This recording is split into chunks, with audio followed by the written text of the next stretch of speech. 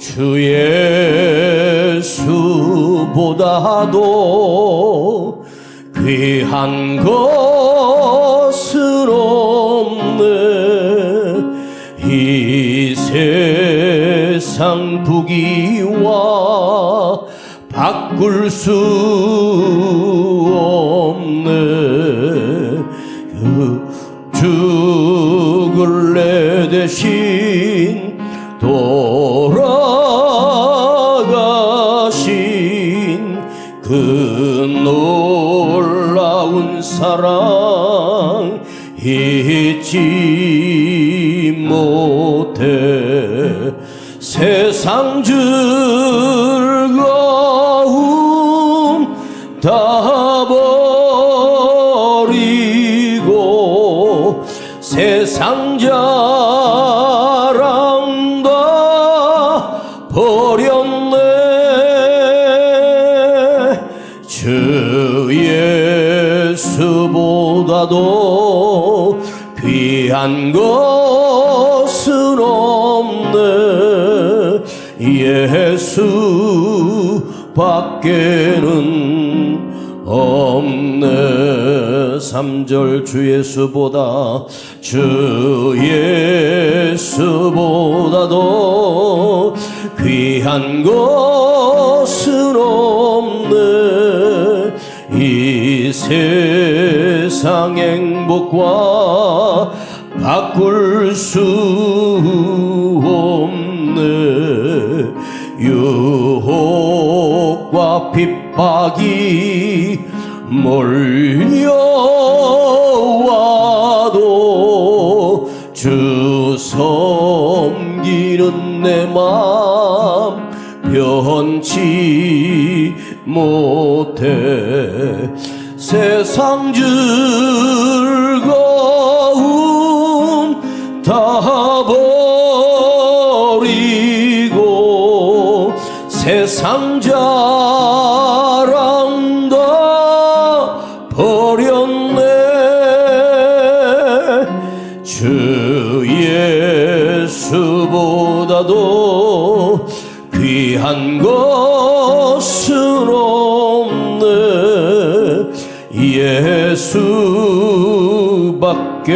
예수밖에는 없네.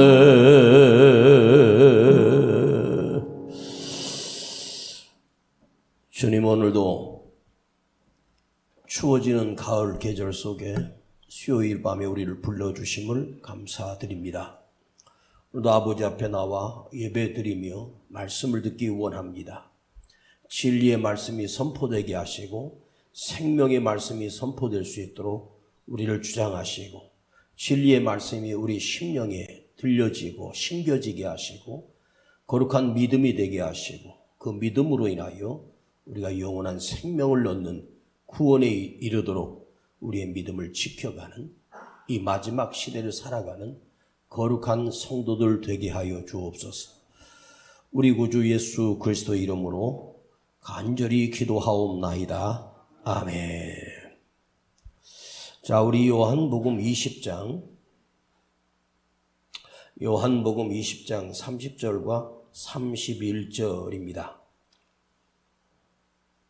요한복음 20장 30절과 31절. 신약성경 185페이지 요한복음 20장 30절과 31절을 봉독합니다. 시작. 예수께서 제자들 앞에서 이 책에 기록되지 아니한 다른 표적도 많이 행하셨으나 오직 이것을 기록함은 너희로 예수께서 하나님의 아들 그리스도이심을 믿게 하려 함이요 또 너희로 믿고 그 이름을 힘입어 생명을 얻게 하려 함이니라. 아멘. 오늘로 요한복음 20장을 마치고 다음 주에는 요한복음 1장부터 제가 계속해서 말씀하신 대로 요한복음 1장부터 요한복음이 어떻게 시작됐는지 굉장히 중요한 말씀을 다음 주부터는 묵상하도록 하겠습니다. 지난주에 사도 요한이 요한복음서를 기록하면서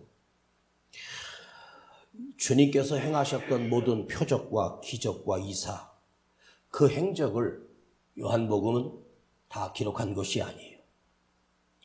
요한복음은 십자가를 중심으로 주님이 하셨던 말씀들을, 언약의 말씀들을 사도 요한이 굉장히 자세하게, 그리고 마지막 만찬 때 제자들과 하루 그 밤새 새벽까지 가르쳐 주셨던 그 말씀들을 여러 장을 기록하고 있는 것을 알 수 있지요. 그런데 왜 사도 요한이 이 요한복음을 기록하면서 더 많은 것을 기록하지 아니하고 복음만, 핵심만, 주님이 하셨던 말씀만 기록했을까?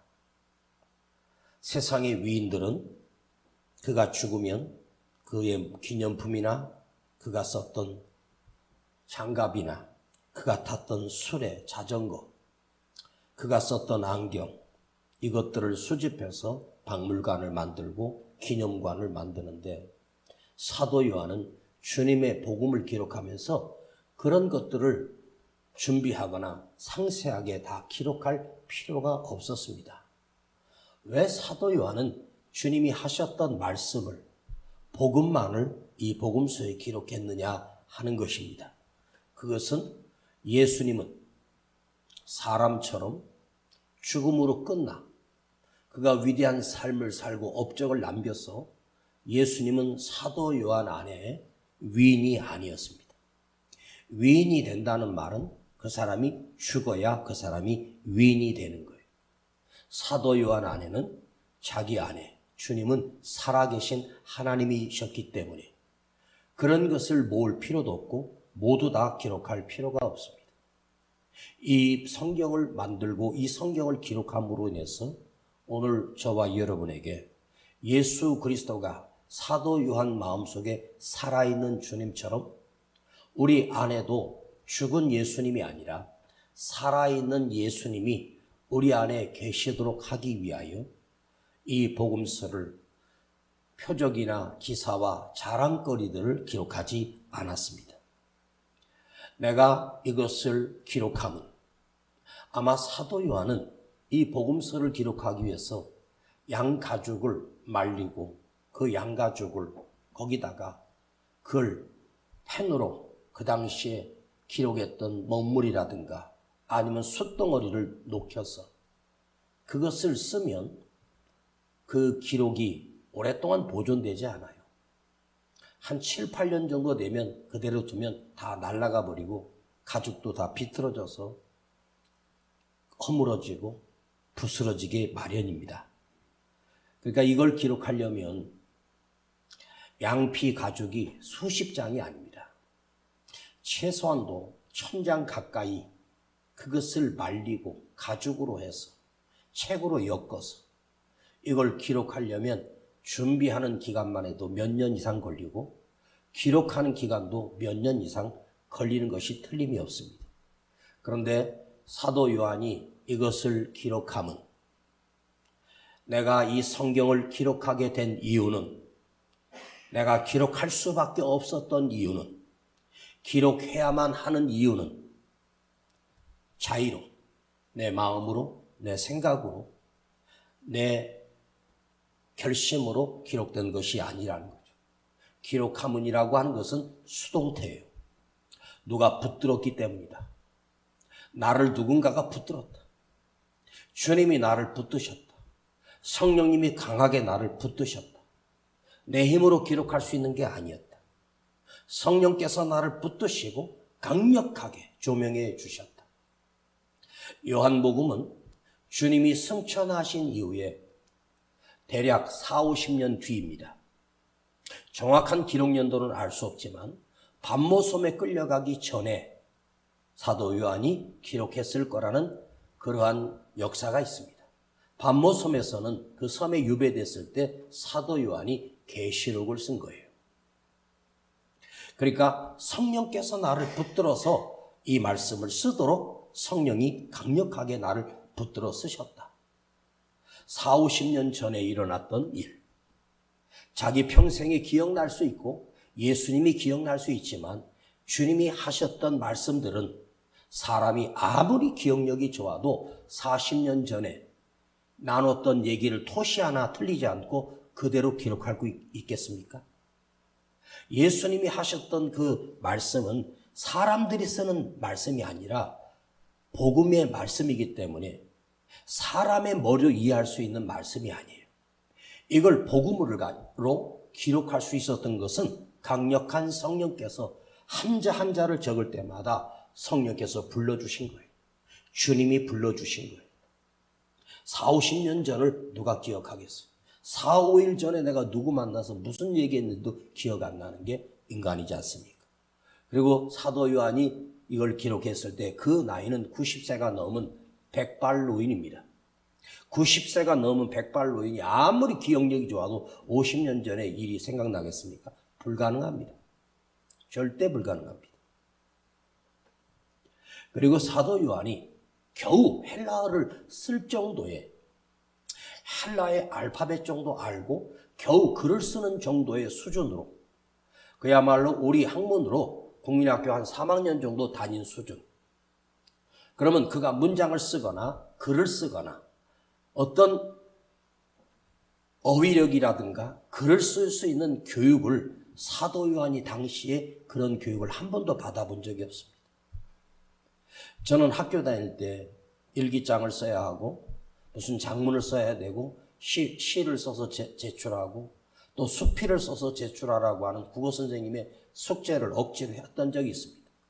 그 쓰는 요령과 방법들이 있죠. 먼저 주제가 뭐냐는 거죠.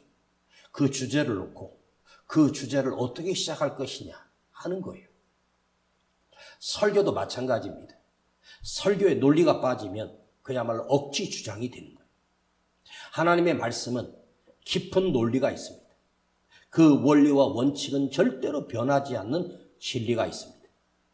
이걸 어떻게 해석하고 어떻게 풀어가야 하느냐는 신학을 공부하고 또 학교를 다니고 학문을 공부하고 그렇다고 해서 제가 국문학을 전공한 것도 아닙니다.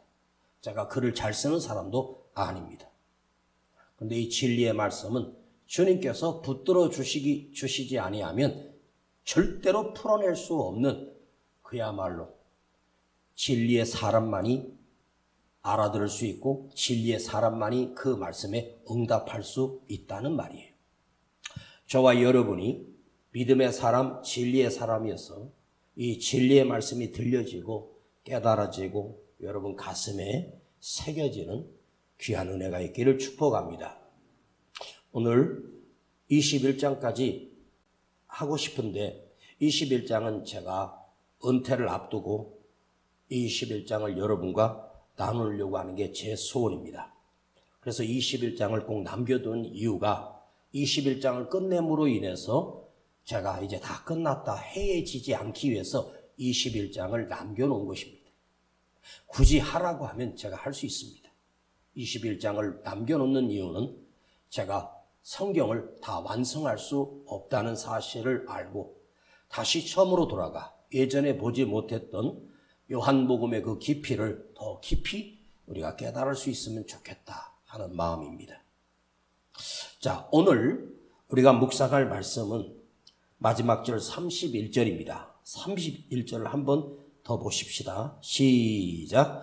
오직 이것을 기록함은 너희로 예수께서 하나님의 아들 그리스도이심을 믿게 하려 함이요 또 너희로 믿고 그 이름을 힘입어 생명을 얻게 하려 함이니라.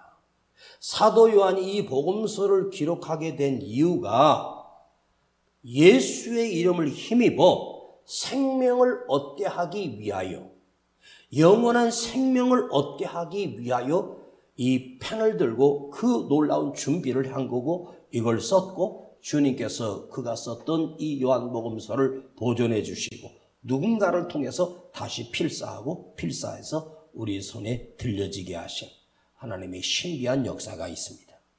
그런데 여기서 한번 생각해 보십시다. 생명을 얻기 위하여 이 복음서를 기록했다는 것입니다. 생명을 얻게 하기 위하여 한번 생각해 보십시다. 그런데 이 세상 살아가는 모든 사람들 현 시대에 살아가는 우리 모두들, 여러분은 지금 살아있기 때문에 이 말씀을 듣는 거예요. 그런데 사도 요한은 살아있는 우리에게 이 말씀을 주면서 너희가 생명을 얻게 하기 위하여, 너 생명을 얻기 위해서 이 복음서를 썼다고 말합니다. 그러면 한번 이런 생각이 들지 않아요? 아니, 우리가 다 살아있는데 뭔 생명을 얻으라는 말이야. 그런데 사실은 깊이 생각해 보면 여러분들이 지금 살아있지만 복음은, 하나님의 말씀은 너희들은 죽은 자야, 그런 말입니다. 죽은 자이기 때문에 생명을 얻을 필요가 있지, 살아있는 자가 무슨 생명을 얻겠습니까? 건강한 청년이 병원에 가서 의사한테 나 병이 있으니까 수술해달라고 온몸을 다 검사해봐도 아무런 병도 없는데 수술해달라 그러면 의사가 뭐라는 거예요? 이렇게 건강한데 왜 수술하냐 이지. 병들어야 수술하고, 뭐 암이 있다든가 뭐가 있을 때 수술하고. 그런데 생명을 얻게 하기 위하여, 이 말은 사실은 너희는 살아있는 자가 아니야. 너희는 다 죽은 자들이야. 한마디로 오늘 우리에게 당신은 생명이 없어. 너희는 지금 생명이 없어. 이 말은 무슨 말이죠? 인간의 생명이란 살아있는 게 아니라 죽기 위하여 존재하는 거예요. 여러분은 하루하루 죽어가고 있는 거예요. 우리가 살아있는 것 같지만 살아있는 게 아니라는 거죠. 사실은 다 죽은 자입니다. 오늘도 장례식장에 어제까지 살아있는 자가 냉동실에, 어제까지 살아있는 자가 불 속에 들어가 태워지는 시신들이 한두 구가 아닙니다. 그러면 우리는 생명이 있는 존재가 아니에요. 죽을 존재란 말이에요. 그러니까 결국 죽을 존재는 뭐죠? 생명이 없다는 거예요. 근데 생명을 얻게 하기 위하여 이 말씀을 기록했다. 내가 지금 숨을 쉬고 있고 살아있고 음식을 먹고 잠도 자고 전화통화도 하고 일도 보고 회사도 다니는데 목사님은 왜 죽었다고 합니까? 제가 말하는 게 아니에요. 사도 요한이 오늘 이 복음서에서 너희는 죽은 자야, 너희가 생명을 얻게 하기 위하여 붓을 들어 2000년 전에 사도 요한이 이 복음서를 기록한 목적이 우리를 살리기 위하여 이 말씀을 기록했다는 거예요. 여러분이 지금 내가 살아있는데 주님은 오늘 우리에게 너희는 죽은 자다 이 말을 들을 때 여러분이 그걸 부정하고 아니야 나는 살아있어 이렇게 할 수 있는 사람이 있습니까? 우리가 살아가는 인생을 가만히 보세요. 사실 모두가 순간이고 찰나로 끝나는 것이 인생입니다. 인생이 100년을 산다고 해도 하나님의 시간에는 순간도 아닙니다. 찰나도 아닙니다. 생명은 곧 죽을 생명이고 영원한 생명은 영원히 죽지 않는 생명이에요. 우리가 죽을 생명인데 죽을 생명이 생명을 얻으면 영원히 죽지 않는 생명을 의미하는 거예요. 오늘 저와 여러분이 죽을 생명을 가지고 살다가 근심과 고통 속에 살다가 죽음으로 끝나는 죽음의 생명이라면 그 사람이 100년을 살든 1000년을 산들 그게 무슨 의미가 있겠습니까? 10년만 더 살았으면 좋겠다고 말합니다. 10년? 잠깐입니다. 그러니까 우리는 지금 죽음을 향해서 달려가고 있는 우리의 육신은 점점 늙고 나이 드신 분들이 경험하는 게 뭐예요? 한 해가 다른 게 아니야. 하루가 달라 하루가. 80이 넘고 90이 넘으면 하루가 다른 게 아니라 1시간이 달라. 그렇게 힘들어요. 그러니까 뭐죠? 지쳐가고 늙어가니까 우리는 죽은 생명이야. 근데 여러분에게 오늘 복된 소식을 알려드릴게요. 이 말씀 속에 생명을 얻기 위하여, 내가 생명을 얻기 위하여 여기에 주님의 말씀이 담겨져 있다는 거죠. 모든 인간은 다 죽죠. 이 지구상에 지금까지 살아있던 모든 사람들 가운데 혹여나 여러분들이 만년을 살았, 아니 만년도 아니에요. 1000년 이상 산 사람, 아니 1000년까지 200년 넘게 산 사람 있으면 한번 여러분 데려가 보십시오. 없어요. 근데 인간이 멍청하게 자기가 숨쉬고 있으면 영혼이 안 죽는 것처럼 착각합니다.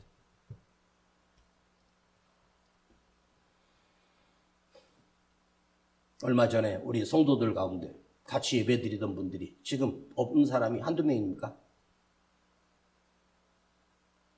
시골에서 목회하는 목사님이 그러더라고요.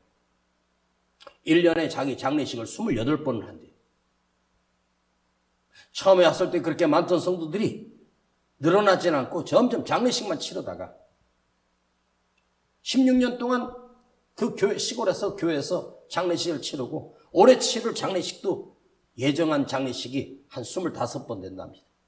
왜? 그 교회 80이 넘으신 분들이 25명이 계신다는 거죠. 80이 넘었으면 내일 갈지 오늘 갈지 모르는 게 인생. 80년까지 산 것 장수한 거예요. 그리고 내가 50이라고 해도 나도 죽을 생명이에요. 그러니까 생명을 얻게 하기 위한 이 생명의 말씀을 여러분들이 믿고 그 이름이, 주님의 이름이 내 안에 있으면 영원한 생명을 얻게 된다는 거예요. 사도 요한이 이 말씀을 기록한 목적을 자기 마음을 담아 이 2절에 담은 거예요. 그 이름을 힘입어 믿는다, 힘입는다, 얻는다 라고 하는 단어가 등장합니다. 그런데 믿는다, 힘입는다, 얻는다 이것이 동사거든요. 그런데 힘입는다, 그 다음에 믿는다, 얻었다, 생명을 얻었다 라고 하는 이 동사가 단회적으로 끝나는 동사가 아니라 지속되는 동사예요. 계속되는 동사를 얘기하는 거예요. 여러분 심장이 한 번 뛰면 하루로 사는 게 아니에요. 하루에도 10만 번 넘게 심장이 뛰어 하루로 사는 거예요. 자, 한 번 예수를 믿었어. 그래서 그 사람이 구원받으면 얼마나 좋겠습니까? 그 믿었던 믿음이 지속돼야 되는 거예요. 그 믿음이 유지돼야 되는 거예요. 이게 유지되지 아니하면 어제까지는 예수를 믿었는데 오늘 안 믿어. 그럼 어떻게 될까요? 그 사람 지옥 가는 거예요. 죽을 생명이에요.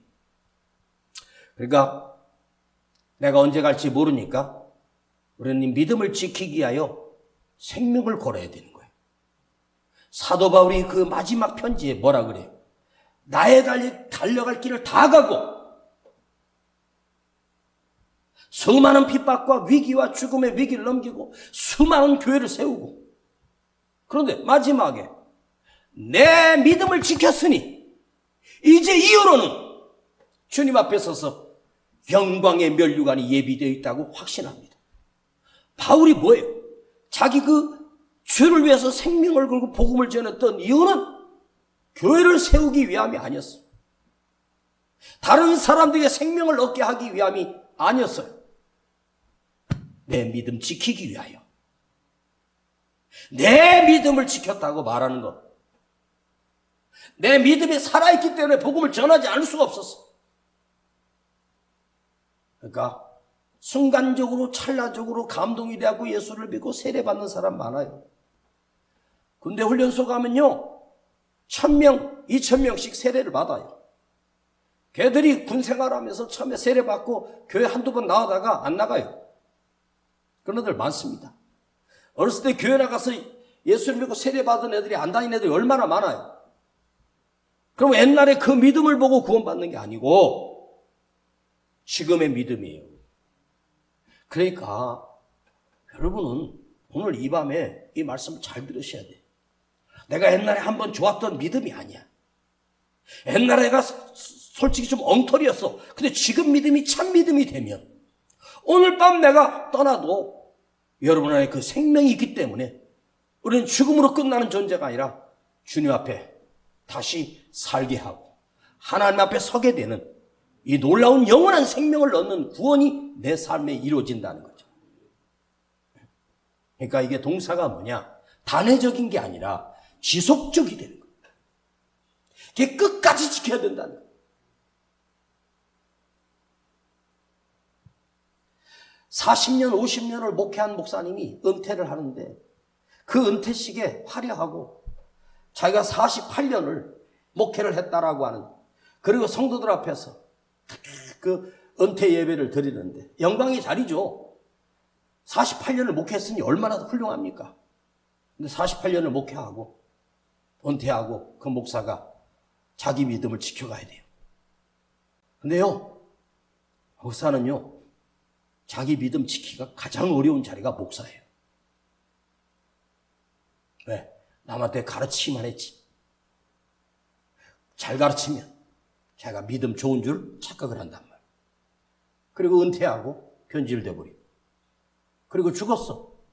1년 만에 죽었대. 은퇴하고 자기 인생을 비관하다가 어떻게 됩니까? 주님이 그 48년 목했던 그 수고를 생각해하고 생명이 있는 게 아니에요. 공로로 가는 게 아니에요. 자기 믿음으로 가는 거예요. 마지막 내가 그 순간까지 내 믿음을 지키는 거예요. 그래서 신앙생활이 어렵고 힘든 거예요. 여러분, 잘 왔는데, 평생을 달려왔는데 마지막에 변질돼가지고 지옥 가는 사람 가장 불쌍한 사람 아니에요? 그러니까 이 믿음은 지속적으로 내 안에서 일어나야 돼. 날마다 일어나야 돼. 아셨습니까? 주님을 믿는다는 말이 무엇입니까? 내 생각으로 믿고 마음으로 믿고 그게 아니에요. 믿는다라고 하는 건 뭐냐면 그 안에 주님이 계시고 내가 주님 안에 있는 것을 얘기하는 거예요. 주님 내 안에 계시고 내가 주님 안에 사는 것을 얘기하는 거예요. 더 쉽게 말씀드리면 주님이 믿는다라고 하는 증거는 그 속에 성령님이 계시는 사람이에요. 원문 성경은 예수 그리스도 이름 안에서라고 기록되어 있어. 깊이 생각을 해봅시다. 살아있는 것 같은데 실은 죽은 자에 불과한 인간이 이 땅에서 예수 이름을 힘입고 예수를 믿음으로 말미암아서 이 땅에서 죽을 자가 영원한 생명을 얻는다는 것, 이게 얼마나 신비하고 놀라운 일입니까?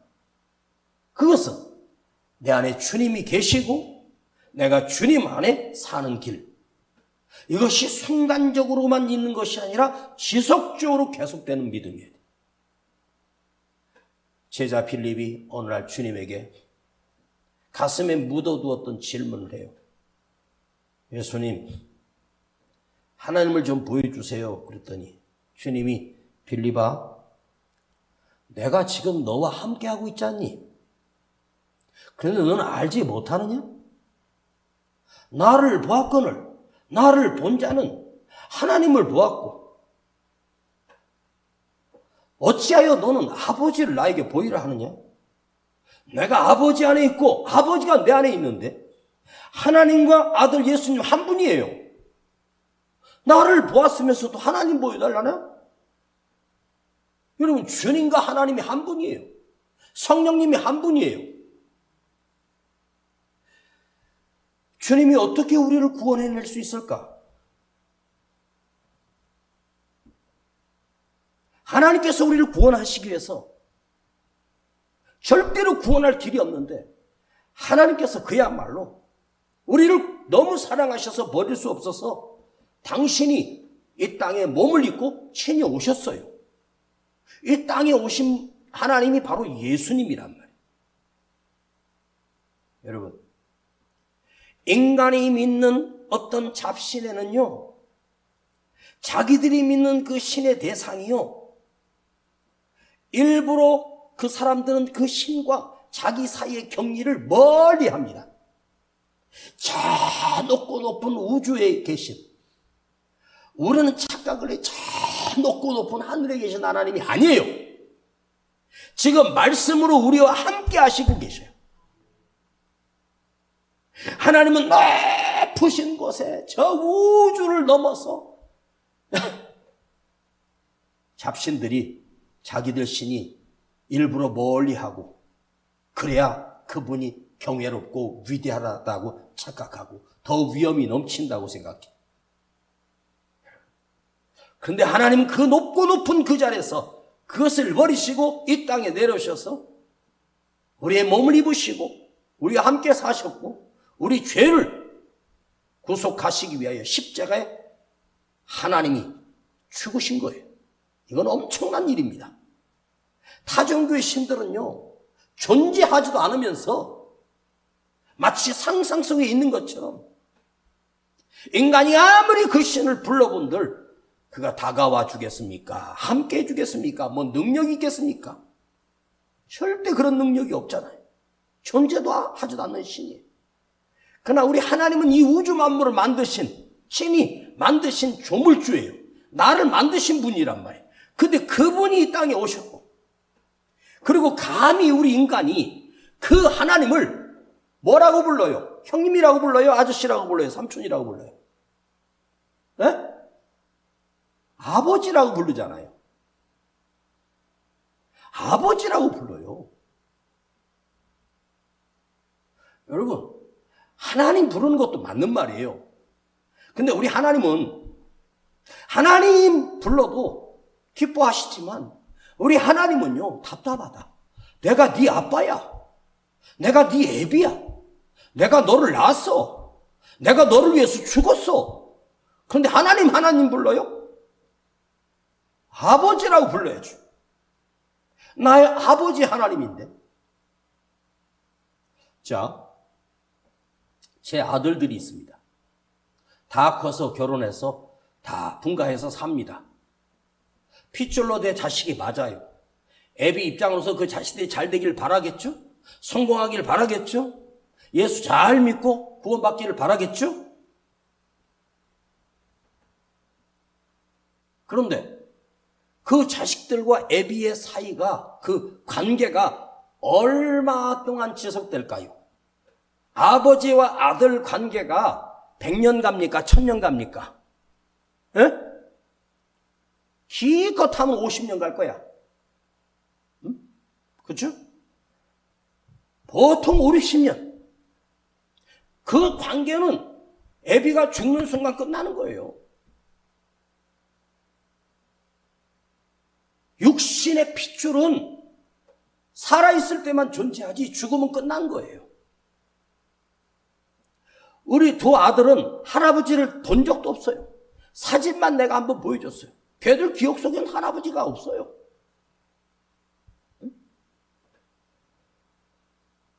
그런데 아버지 하나님 되신 그분과 나와의 관계는 50년 있다가 하나님이 죽으면 끝나는 관계가 아니에요.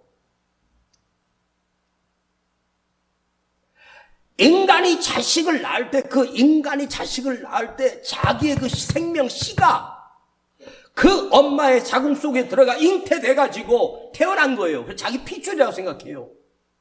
그러나 하나님께서는 우리 아버지가 되시기 위하여 자기가 죽으셨어. 모든 피를 다 흘려 쏟아 죽으셨어. 그 씨 하나가 들어가서 자식이 된 거와 자기 피를 다 쏟아서 자기가 죽어서 우리를 살린 거하고 무슨 차이예요? 그냥 차이가 아니잖아요. 엄청난 차이입니다. 내가 너를 위하여 죽었다야. 주님이 내가 너를 위해서 죽었다. 너 살리기 위해서. 그분이 아버지란 말이에요. 그러면 아버지 하나님과 나와의 관계는 어떤 관계예요? 50년 뒤에 끝날 관계입니까? 1000년 뒤에 끝날 관계입니까? 10,000년 뒤에 끝날 관계입니까? 아닙니다. 하나님 아버지와 나와의 관계는 영원히 끝나지 않습니다. 이게 복음이라고. 하나님은 나의 영원한 아버지가 되시는 거예요. 내가 아버지 하나님을 믿어 그분의 이름을 힘입고 살면 내가 영원히 그 아버지 하나님과 자녀가 되는, 너는 내 자녀라. 그래서 이 말씀을 묵상하다가 이번 주일 무슨 설교를 할까 고민을 해봤어요. 오늘 설교 원고를 쓰면서 갑자기 성경을 펴놓고 기도하다가 갑자기 화살처럼 내 안에 꽂히는 하나님 말씀 하나 있었어요. 자, 잠깐 예고편 드릴게요. 이 당시 이집트라고 하는 파라오의 존재는 전 세계 가장 막강한 군대를 가지고 있어요. 전쟁에서 단 한 번도 패한 적이 없는 강력한 군대를 가지고 있는 정권이 파라오의 정권이에요. 그 파라오의 군대가 그 당시에 얼마나 된 줄 아십니까? 당시에 파라오의 군대가 600만이 넘었습니다. 어마어마한 군대력입니다. 거기다가 철병거나 훈련된 군사들, 당시에 이스라엘 백성들은 자식들까지 다 포함하면 한 150에서 200만 됩니다. 그들은 노예였어. 전 세계 역사를 살펴봐도 그 대나라에 노예살이 했던 사람들이 자기 힘으로 그 주인 나라를 공격해서 이기고 승리를 해서 노예에서 해방된 나라는 역사에 단 한 건도 없어요. 그런데 그 힘없고 보잘것없는 노예들, 더럽고 추하고 냄새나고 그 노예들 사는 집은 움막이었을 것이고, 근데 그 노예들을 하나님께서 개입하셔서 그 파라오를 박살내시고 거기서 구출해내시고 바로의 항복을 받아내고 거기서 하나님께서 백성을 끄집어내시고, 아버지 하나님께서 왜 그런 줄 아세요? 하나님은 바로의 하나님이 아니야. 이스라엘 백성이 하나님이신 거예요. 그 이스라엘이 누구의 후손이야? 아브라함의 후손이거든. 너는 내 것이야. 그런데 한번 생각해봐. 하나님께서 개입을 하셔서, 역사에 개입하셔서 직접 하나님이 손을 들어 그들을 치기 시작하고 죽이기 시작합니다. 내가 하나님을 만난 거예요? 아니에요. 하나님이 나를 불러주신 거예요. 여러분 잘난 믿음으로 예수를 믿은 게 아니에요. 하나님께서 쓰레기 같은 인간 나를 불러서 너는 내 자녀라고 택하여 주신 거예요. 이게 엄청난 은혜 아닙니까? 여러분의 입에서 주님을 부르고 예수님을 부르고 그걸 부를 수 있는 게 그냥 나오는 게 아니에요. 세상 사람들은 위험한 일을 만나면 엄마야 아빠야 이렇게 부릅니다. 그러나 우리는 주님이 나와요. 하나님 아버지 도와주세요 나와요. 성령님 도와주세요 부를 수 있어요. 왜 그럴까요? 나에게 그 아버지가 계시기 때문입니다. 그러나 이미 죽은 아버지, 10년 전에 장례식 치렀던 우리 아버지를 부른다고 해서 그 아버지가 살아서 옵니까? 엄마야를 부른다고 해서 20년 전에 돌아가시는 엄마가 나와서 나를 돕겠습니까? 그분은 나를 도울 수 있는 능력도 없고 힘도 없습니다. 근데 우리 하나님은 역사 이래 단 한 건도 없는 그 강대한 나라를 파괴시키고 자기 백성을 끄집어내시는 엄청난 능력을 가지신 분이 나의 아버지 하나님이십니다. 자, 31절 한번 보십시다. 오직 이것을 기록함은 너희로 예수께서 하나님의 아들 그리스도이심을 믿게 하려 함이요 또 너희로 믿고 그 이름을 힘입어, 따라합시다. 그 이름을 힘입어. 한번 더 크게. 그 이름을 힘입어. 그 이름을 힘입어라고 하는 그 이름은 뭐죠? 예수라는 말이에요. 그 이름을 힘입어 생명을 얻게 하려 함이니라. 주님께서 오늘 우리에게 가시면서 주셨던 귀한 증거, 귀한 사인은 뭡니까? 너희가 내 이름으로 무엇이든지 원하는 대로 구하라. 이게 요한복음 어딘가에 나와요. 너희가 내 이름으로 구하면 내가 시행하리라. 주님이 시행하리라. 내 이름으로 구하면. 그래서 주님께서 우리에게 뭘 주셨냐면 자기 이름을 주셨어. 당신의 이름을 주셨어. 그래서 우리가 예수 이름을 부르는 그 순간이 아무것도 아닌 것 같지만 그 이름을 힘입어 아빠야, 엄마야 도와줘, 오빠야 부른다고 해서 도와주는 게 아니에요. 예수 이름은 내가 부를 때 언제나 내 곁에 계시고 내 안에 계시기 때문에 그 이름을 부르면 그분의 능력이 내 삶에 역사하고 내 삶의 생명으로 일구게 하시는 능력 있는 이름입니다. 옛날에 시골에 어디 가면 그 친구가 그 동네에서 자기 이름만 대면 어디 가서 밥을 먹든지 자기 이름만 대면 공짜로 먹을 수 있대요. 난 그걸 진짜 믿었어. 그리고 그 친구 놈이 그렇게 떵떵 소리치고 그 동네 가가지고 밥 먹고 누구 이름을 아냐고 걔 이름으로 달아놓고 간다 그랬더니 그 사장이 날 부르더니 누군데 걔 이름을 파니? 친구인데 했더니 난 그놈 알지도 못하고 그놈이 어떤 놈인데 누구 자식인데? 알고 봤더니 이놈이 사기친 거야. 그 동네에서 자기 이름만 대면 공짜로 밥을 먹을 수 있다. 여러분, 성남이나 서울 이 서초구나 양재동은 제가 꽉 잡고 있거든. 그런데 아무 데나 가서 몰더니 이은세 목사 이름만 팔면 그냥 공짜로 먹을 수 있어. 이게 말이 됩니까? 어? 미친놈 아니야? 돈 내고 드세요. 제 이름 팔아도 안 돼. 그런데 여러분, 예수 이름은 팔아야 돼. 예수 이름은 불러야 돼. 그 이름은 부르면 부를수록, 많이 부르면 부를수록 그것이 기도가 돼.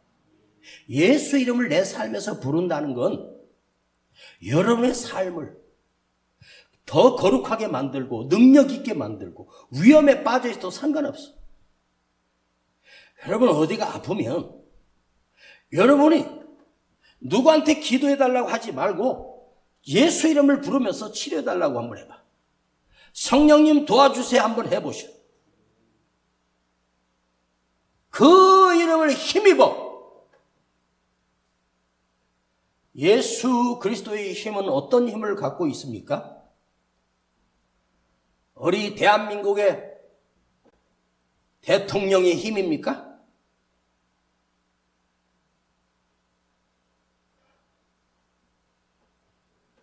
우리나라의 유명한 세종대왕의 이름입니까? 사람의 힘은, 사람의 이름은 아무 힘이 없어요. 존재하지도 않고 올 수도 없어요. 그가 내 사정을 어떻게 알니? 내 아픔을 어떻게 알겠습니까? 그가 내 사정 알고 내 형편한다고 해서 대통령이 나에게 해줄 수 있는 건 아무것도 없어요. 그저 악수 한번 해주는 거야. 너는 대통령하고 악수했다고 손을 평생 안 씻는데. 제가 한날에 어디 집회를 갔는데 어떤 집사님하고 악수를 한번 해달라 해서 악수를 해줬더니 이분이 진짜로 한 달 반을 손을 안 씻었대요. 저랑 악수했다고.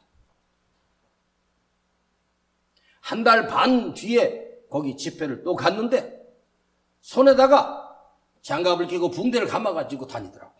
그 집사님 손 다쳤어요 했더니 그게 아니고요.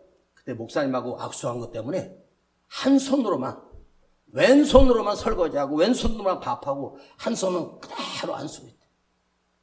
나 미치겠다. 목사하고 악수를 했는데 왜 손 안 씻어? 빨리 씻어야지.